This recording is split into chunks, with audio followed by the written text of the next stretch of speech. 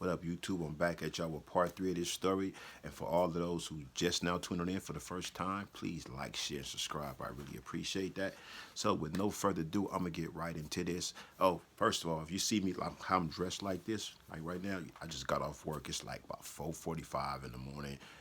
It's cold as fuck in this garage, yo. So I'm just in here like, this is what it is, you know what I mean? So anyway, let me get right into this because I know a lot of y'all been waiting, anticipating part 3 of this here. I hope y'all like the 2.5. I see a lot of people didn't press that thumbs up button on that. They got some views, but not enough thumbs up. But please hit them thumbs up button and please hit that subscribe button if you haven't done so already.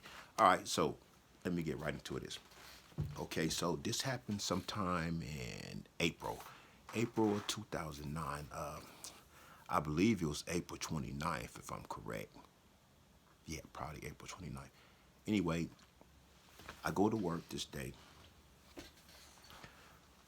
I get my cart together. I do everything I normally do, routine. Sarah comes in at 8, because I had to be there at like 7. So she comes in at 8. She comes in, she go to her desk, put her stuff down.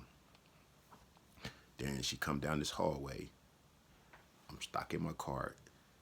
And she got the keys in her hand. And she goes straight through these double doors that lead her to another that go through this area like a horseshoe. When she go through the double doors like a horseshoe, because the horseshoe is pretty much where there's a bunch of cells where all the mental patients at. Not just crazy, but people that's rubber rooms. That's basically what that is, because you got people in that side like the horseshoe shape like this. You got people over there be putting shit on the windows and doing all that old dumb shit.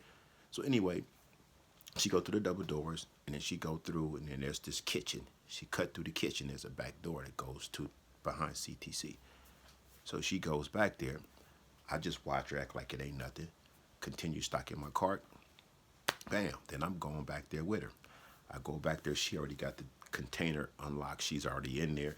So what I do, I go in here right away. It's routine. Grab the big old boxes of was that latex glove, the Bell latex glove. Throw it on the ground, on the floor of this container. Bend her over. We do our shit. Okay. Now we going back inside. She's going back to her desk. I'm doing my routine. I'm cleaning up and yada, yada, yada. I had a Ducket that day at like 10 o'clock. For all y'all that don't know what Duckets are, watch this, I'm going to show you one.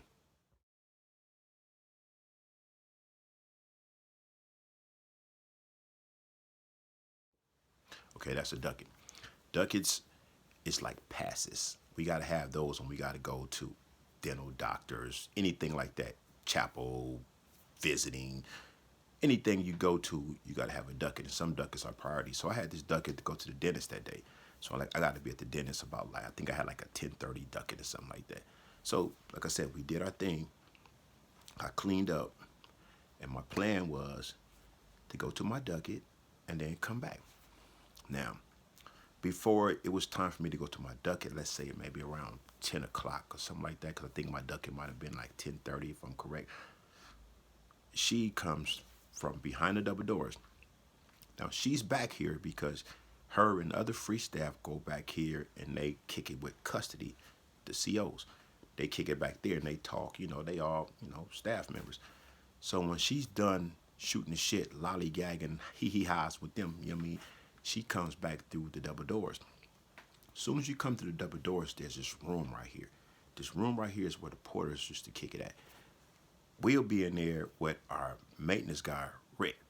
He got a desk right in the back, all at the end. He back in the back. Some of his desks on the phone doing what he normally do, which is kicking it. And we got chairs. It'd be like maybe 10 porters. We'd be in there. So she became familiar with coming in there with us because, once again, she is my supervisor's secretary. So she come in there a lot of times. She come in and she bring us food. She done looked out for all the porters. She done brought Alberto. She done brought big muffins and stuff like that. Here's for the crew. This for the crew. They're not supposed to do that, but she'd do it. What she used to do is she'd come and give it to Rick. And then Rick like, okay, make sure ain't no COs out there. Somebody always watch the door. Somebody out there standing watching the door. We normally back there eating. That's what we do. Watch out for each other. Okay, your turn. We do that. Somebody just keep rotating to watch. So this particular day, Sarah came in there and she had one of them little plastic bags, like the kind of stuff you get from the liquor store or the supermarket, whatever. And she had a Monster Energy drink, a bag of chips, and a sandwich. There was drawers in here. They had like a little cabinet, like a counter, and below the counter there was drawers. We had a microwave in there and a coffee pot. So she came in. When she came through the double doors, I was at my little cart, stocking my cart at the time. So I seen her when she walked in. We act nonchalant with each other around other people. So she walked in and said, "Hey guys, whatever," and she go and open the drawer and put it in there. The drawer was my drawer, it's the top drawer. When she come through the double doors, custody had to let her in the double doors, through the double doors, I say. Now, she comes through that. This black dude had to be the brother. Oh, he's the fucking brother. Boy, I hate that shit. He just came down from another prison up north. So he's new to Donovan. He sees her. Like I say, he don't want to open the door for her. So once he opened the door and closed it and locked it, he's looking through these windows, like where's she going in there with the porters? He don't know she's our secretary. He don't know that. She come in there. He watched her put the food in the drawer. So what he does, he go tell this Mexican guy, this older Mexican guy that was over there, and he tell him, hey, whatever he told him, to make them want to come, him and get other officers want to come in here and search this room. So it was just them two, really. They came in there, they started searching, they were trying to figure out who she bring the lunch for. All the rest of the porters was like, we don't know who drawer that is. We all have drawers in there, but these drawers was not assigned to us. They was just drawers. It's a damn counter with fucking drawers right there. So they searching. Once they start searching, I'm in the hallway, right? Mind you, I'm in the hallway. So once they start searching, I take off. I go to her office. I'm like, yo, they searching in there. They saw you put that lunch in there. She like, oh, they cool. I'm like, bullshit. This nigga in here searching. I forgot the nigga name. The black dude, the black CO, like I said, he was new to Donovan. His nephews, Osgood. His nephews was the Osgoods that played for the San Diego Chargers. I believe one that playing for the 49ers later. But his nephew was an Osgood on the Chargers at the time. His name wasn't Osgood. I forgot this nigga name. But that was they was related. So anyway, they searching and they trying to figure out who she brought the lunch for. I tell her, like I said. So what she do is she used to come to work with this big ass purse. She cleared her desk. She just like cleared everything. Whoa, threw it in the purse and was gonna take off. She had some weed on her. She used to always bring me a little bit of weed just to smoke. She would never bring me enough weed to sell because she like, I don't want nobody to tell on you. I don't want you to get caught up with this shit. She was bringing contraband still, you know what I mean? Duh. But still, she didn't want to bring a lot. So what she was bringing was enough that I taught her how to, put it in a latex glove and tie a little dot, double it up a couple times and give it to me. You know what I mean? So anyway, she gave me the weed. I put this shit in my mouth and she take off. Now, I go back to the yard. I'm going to let my cellie know that they're probably about to come hit the cell. So get everything out the cell. I give him a heads up. At the same time, I go back to the yard to do that. I'm in the cell. I had to change my drawers. Remember, we had sex earlier that day. She was bleeding. We got white boxers in prison. There's a whole lot of blood on the front of these drawers from the sex we just had. So I take them off, I throw them in the trash bag, and give my cellie the weed that I had, cleaned it off, went in the sink, washed it off, or whatever. It becoming, okay, when she wrap it, it'd be layered. So I'm peeled off a layer, the top layer that, and I washed it, I peeled off the top layer like, here, bro, hold this. They probably finna come hit the cells. They low. I come out the cell.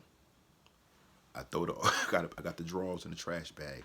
I throw that shit in the trash can right up here. Now, for all y'all who don't know, in the California prison system, they got different designs. They got 180 design, they got 270 design.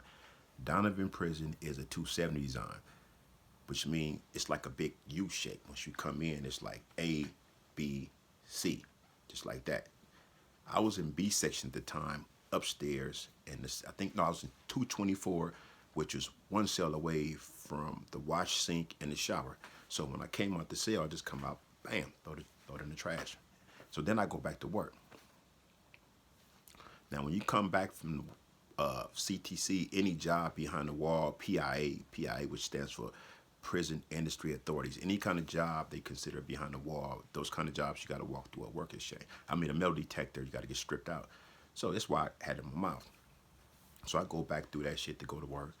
And as soon as like I said, I left the weed with my celly, so I didn't have nothing on me. So as soon as I go through work exchange, I go across the plaza, I get to CTC, they jump out on me. ISU.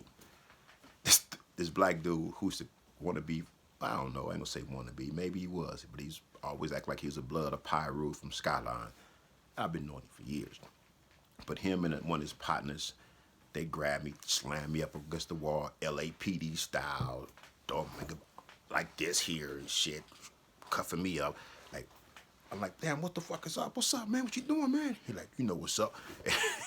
He like, you know what's up? Like, they was kidnapping me and shit. Like, you know what's up. I'm like, nah. I'm playing it off like, what the fuck, man? What y'all doing? You know what's up. So now, in the plaza, I showed y'all a picture of CTC from an area view that I got off of Google. Shout out to Google. I'm gonna get another one. I'm gonna show y'all where ISU's office was at. It's like ISU is also known as the Goon Squad. We also call them Black Patches. So they had an office which was right next to the visiting room between facility 2 and 3. Yeah, between 2 and 3. That's where their office is at. Watch this. Okay, so they walk me through the plaza, handcuffed, take me over there. I get over there, they strip me out looking for contraband. They don't find nothing. All they got me in now is white boxers. Good thing I went and changed those other boxers that had the blood in the front of them. So now I got white boxers on, no shoes, no socks, no nothing. I'm cuffed up. They got me sitting in a chair like this in a room in front of the Goon Squad, captain and lieutenant, and probably a couple regular they soldiers or whatever. I think it was about like 4 of them in there total. So they asked me questions. How long you been messing with her? I'm like, who? What you talking about? They're like, you know who we talking about. I said, I don't know what you talking about. So you been messing with, they said, Sarah. I said, I don't mess with her. She's just our secretary, whatever. So now this is what happened. Okay, so when they went and found the lunch, then they saw her do it. So now they trying to find her to ask her who she was bringing it to. They can't find her because she took off. They get with this other girl, this black and Hispanic girl named Cherie. I don't care about saying her name because I'm if I can tell y'all who her mama was. Her mama used to be the warden, Calipatra, maybe even Centinela, and her auntie was the warden of Folsom. I'm just gonna say this for those who've been in the California prison system back in the 90s and early 2000s. The last name Garcia. Sylvia Garcia was her mama. Now, Sylvia Garcia was no longer a warden, but she was doing work up at Donovan at this time. Her auntie was Rosie Garcia. So she got wardens in her family. She knew all the captains. They all knew her. They watched her grow up with her mama being a warden. So she got a job working in prison, also in the medical billing in those offices up there, you know. So they go get at Cherie. Who was Sarah bringing that lunch to? Cause they was dogs. They used to run together. They used to be best friends. They used to be together all the time inside the prison. Said, who was she bringing that lunch to? And she said, whatever she said, she be talking on the phone to White. So what they do? They pull up the files in Building 3, which no, I was in Building 3 at the time. They pull up the phone records in Building 3 to check my calls. My calls came back. I think it said I called her house maybe like 47 times. Yeah, I got the 115 still. I believe it's upstairs in my closet. I'm gonna dig that out.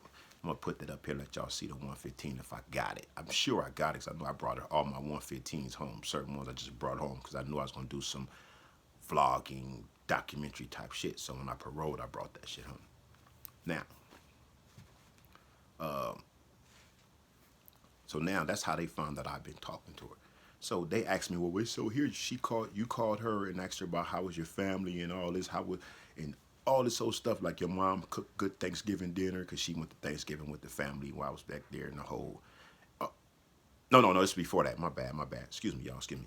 Okay, so now they asking all these questions about the conversation that she went. That was Thanksgiving happened later because I was. So anyway, so like, how long y'all been dealing with? So I ain't been dealing with her. Well, you been calling her. You called her like 47 times. Me being the convict I am, understand. No, convict I was, understand. You did not everything. You don't admit to shit. I'm like, that wasn't me. Well, it shows it's saying here, that's your voice. That ain't my voice, dude. I don't know who that is. Man, that's you. I don't know nothing, dude. Just take me to a cell. Get me up out of here. I don't know nothing. I didn't call her. That ain't me. That ain't me. I just went all the way with it, pled the fifth. That ain't me. Take me to the cell. I ain't got nothing to say. So they escorted me to the hole in my drawers. Across the yard, they just gave me some karate shoes. That's it. Took all my stuff, my state clothes, did whatever with that, escorted me to the hole.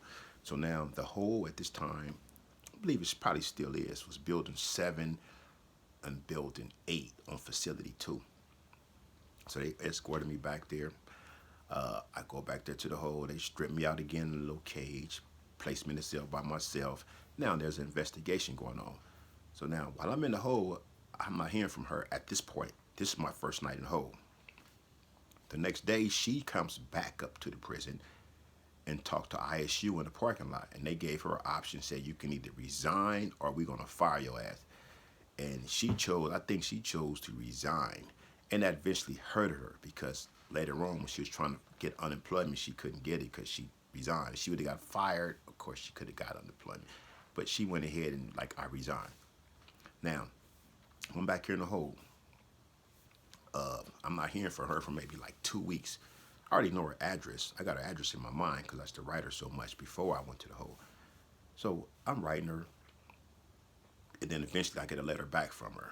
So what was happening was she was writing me back. She getting my letters, but the prison was holding her letters back. They were screening all our mail. They wouldn't let her letters get to me. It took a minute. I had the 602 some stuff. I had to file a 602, which is appeal.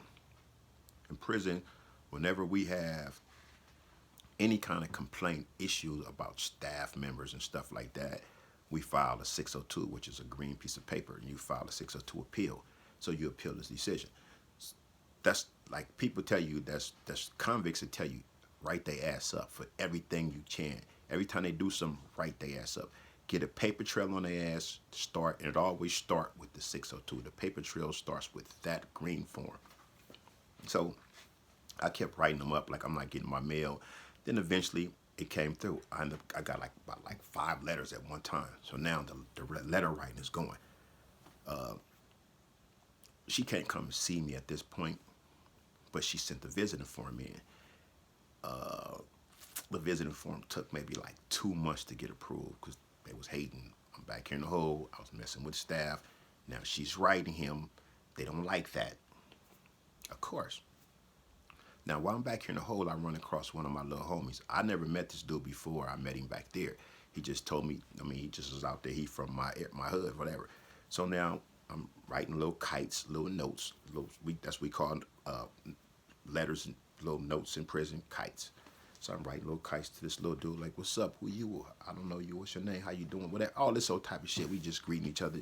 And he tell me he's back there for staff assault. He been living in San Diego. He was back there for staff assault. So, and he was on a violation. He called a staff assault as soon as he got off the bus when he arrived to Donovan on the CO. So they put him in the hole. And once his violation was up, they were sending him back to the San Diego County Jail to press the charges against him. So now he tells me, he said, big homie, I'm going back to the county. You want to come down? I'm going to put you down and say you was a witness just so you can get out the hole. You can come down there. I'm like, hell yeah. I ain't never been to San Diego County Jail before. I don't know nothing about San Diego. But I've been out there maybe once or twice in the past, in the 80s, but I don't know shit about San Diego like that. So I like, yeah. So maybe like a week or 2 later, they came and got him. He was going back to the county. And then maybe like a week or 2 after that, they come to my cell door one day, like, pack up. You going to court. I'm thinking, like, going to court? What the fuck? Now, mind you, at this time, I think I had been down like 12 and a half years, going on 13. I had been still appealing my case. So when they say you're going back to court, I'm thinking I got some kind of relief because I was trying to get more time off. Now, okay, I had the life sentence. I got my life sentence off back in 98. They resentenced me to 24 years and 6 months. So now I'm still doing a lot of time, but I got a release date. I don't have life no more. So when I get the mail, so I'm going back to court, I'm thinking I'm going to LA County for my case, some stuff I've been, appeal issues. Come to find out, it was like San Diego County. I'm like, San Diego County? Like, oh. And then a CO told me when they came and bring legal men, said, you're going down as a witness to San Diego County. I'm like, oh, San Diego County. Okay, and I realized what it's about.